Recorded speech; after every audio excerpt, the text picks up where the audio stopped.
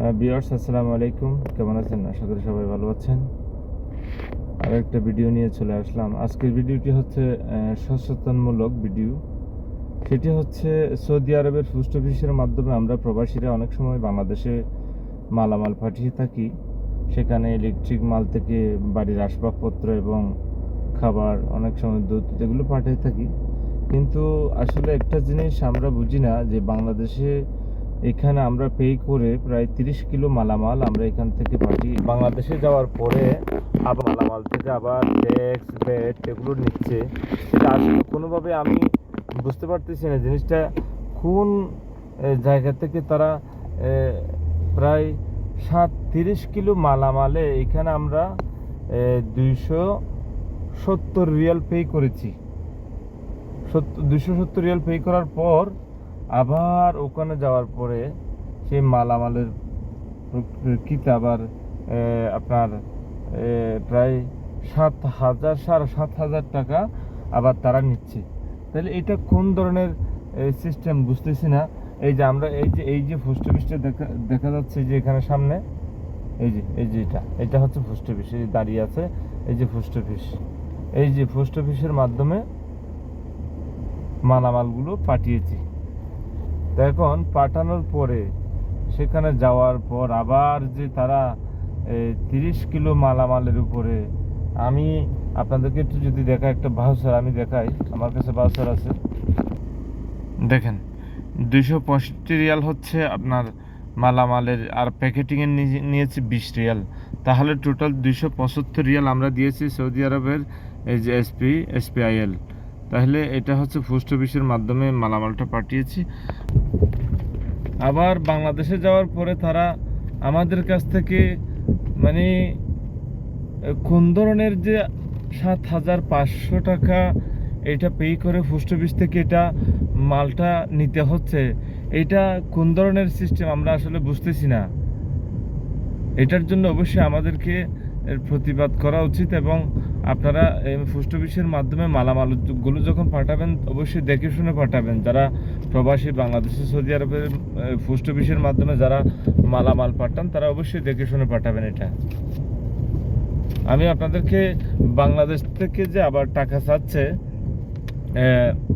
7,500 টাকা, সেটা স্লিপ একটু পরেই আপনাকে দেখাবো। দেখুন, আমি এখন পোস্ট অফিসের ভিতরে অবস্থান করছি। এই যে এই পোস্ট অফিসের মধ্য থেকে আমি এই যে ইনি হচ্ছে এই পোস্ট অফিসের একজন কর্মকর্তা। এটা অবশ্যই সরকারি, তো সরকারি সিস্টেমে পাঠানো। দেখেন 29 কিলো 98 গ্রাম, 908 গ্রাম মতো হয়েছে আর কি।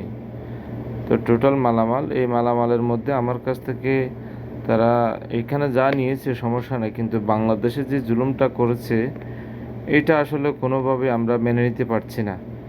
তো এখন এখানে তো আসলে কিছু করার নেই, আমরা প্রবাসীরা না জেনেও অনেক সময় মালামাল পাঠিয়ে থাকি, এটার কারণে আমাদেরকে মাসুল দিতে হয়। আমি ওই স্লিপটা আপনাদেরকে দেখাবো, বাংলাদেশে যে টাকা চাচ্ছে সেটার স্লিপ।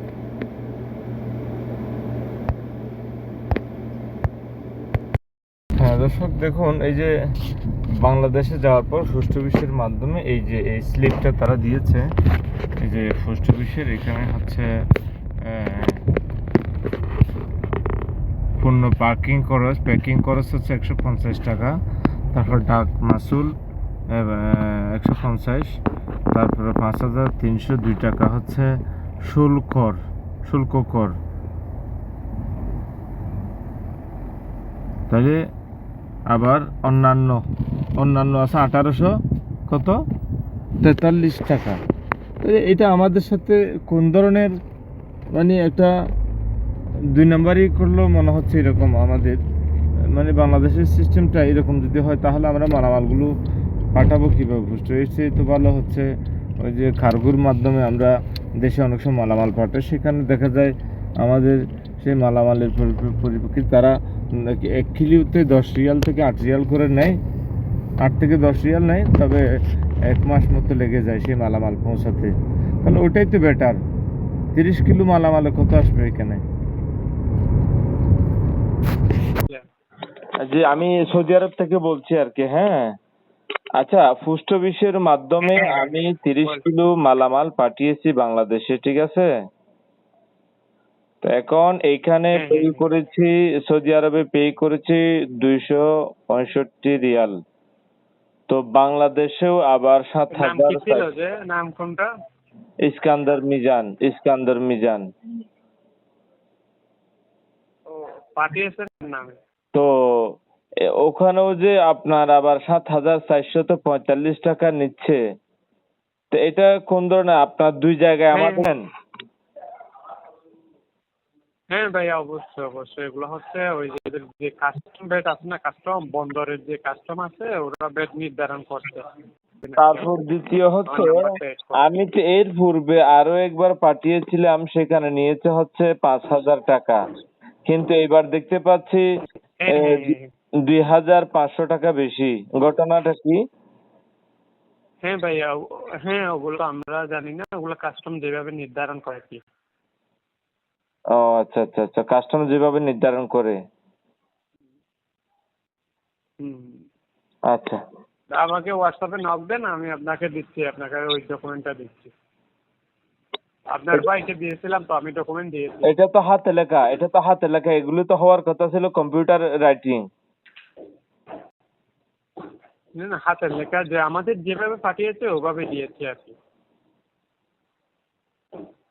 ওগুলো তো আমরা নিজেরা করি না, আমাদের ডিপার্টমেন্ট এগুলো করে না ভাই।